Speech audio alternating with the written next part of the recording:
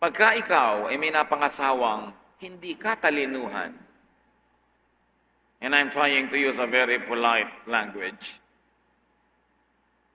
pagka hindi ka nag-iingat, pagdating ng araw, hindi ka na rin katalinuhan. Magkakahawahan kayo. Pag ang lagi mong kausap ay di matalino, may talino ka man nung una, mauubos din, pupurol din. Kaya, napakahalaga na namimili ka ng kausap. Namimili ka ng kasama kasi mahahawahan ka. Kaya may mga taong palabo ng palabo ang pag-iisip, papurol ng papurol, padilim ng padilim ang kaisipan dahil sa asawa, dahil sa kasama sa bahay, dahil sa kabarkada. Nakakahawa ang blank-blank. Kaya kung gusto mong tumalino, makipag-usap ka sa matatalino. Huwag kang matakot mag-nosebleed. Don't stay in your comfort zone na yun na lang alam mo forever at maginhawa ka na doon. Kaya nakakalungkot yung dating matalino, tapos after 10 years, nakita mo, ba't ano nangyari sa mentality nito? Kasi pala, ganun sila mag-asawa. Ganun sila mag-usap. Yun ang topic nila. Ganun ang buhay nila. Naging ganun siya. Ingatan kung sino ang kasalamuha. Iron sharpens iron. If you want to harvest goodwill, do good to people. Lucas 6:38, magbigay kayo at kayo'y bibigyan. Remember, nauna ang pagbibigay bago tumanggap. Magbigay kayo at kayo'y bibigyan ng Diyos. Hustong takal, siksik, liglig at umaapaw pa ang ibibigay sa inyo. Sapagkat ang panukat na ginagamit ninyo sa iba ay siya rin gagamiting panukat sa inyo. So kung waes ka sa iba, waes din sa iyo ang Diyos. Kuripot ka sa iba, kuripot din sa iyo ang Diyos. Nang lalamang ka sa iba, hindi ka pagbibigyan ng Diyos. Kasi ang tanim, ani.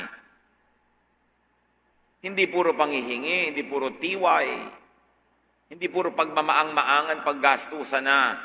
Kasi yun din ang ibabalik sa'yo ng langit. Pag ikaw ang nangangailangan, magmamaang-maangan din ng Diyos. Dahil pag nangangailangan ng iba, nagmamaang-maangan ka. Kaya hindi nakakataka na yung mga ganitong tao, kahit na ang kukuripot, kahit ang tatalino sa tingin nila, wala pa rin naman nangyayari sa buhay. Galatia 6:9, kaya huwag tayong magsawa sa paggawa ng mabuti. Pagdating ng takdang panahon, tayo ay aani kung hindi tayo magsasawa. Patuloy na gumawa ng mabuti at patuloy magsalita ng magagandang mga pananalita. Hindi laging, wala akong pera, kahit meron. May mga kilala akong kay rami-raming pera nung araw, pero laging sabi, wala akong pera, buti ka pa, may pera ka. Ayun, nawala na sila ng pera. Naging totoo na. Kasi laging sinasabi. Sa takot mahingan, sa takot mautangan, laging wala akong pera, nawala tuloy. Pagka sinasabi mo, mangyayari. Kasi ang Diyos nga, sabi niya, let there be light. Nagkaroon ng light. Let there be this, let there be that. Nangyari. And there is God in us because we are the temple of the Holy Spirit. We were created in God's image. There is power in our speech.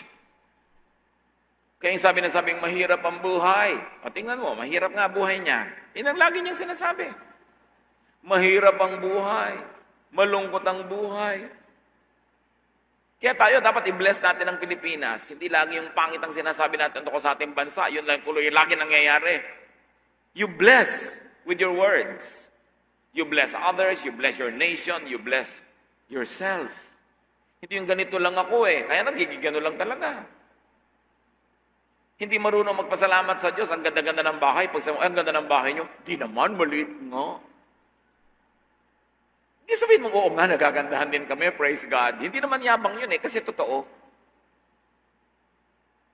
Ang sarap-sarap naman luto mo, kulang nga yan sa sangkap Gusto mong ibuho sa kanya yung sabaw dahil ang sarap-sarap na nga, inarte pa siya na hindi masarap. Gusto mo, ako rin nasasarapan. Thank God, meron tayong gana. Why can't you just praise God and enjoy life? Bakit kailangang maliitin yung malaki, papangitin yung maganda? Yun tuloy ang nangyayari. Change your vocabulary for something godly, better, and happy.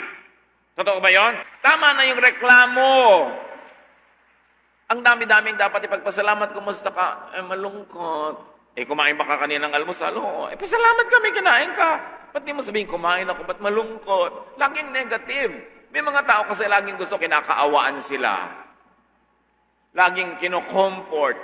Kaya tuloy, nagiging kawawa talaga. Humanap kayo na mapupuri sa buhay, mapupuri sa kapwa, mapupuri sa sarili, at ibigay nyo sa Diyos ang papuri. Hindi masama yun, hindi yun yabang. Yun ay pagkilala na ang Diyos ay maganda, maayos, mabait, masagana, and it will happen. Because there's power in the spoken word.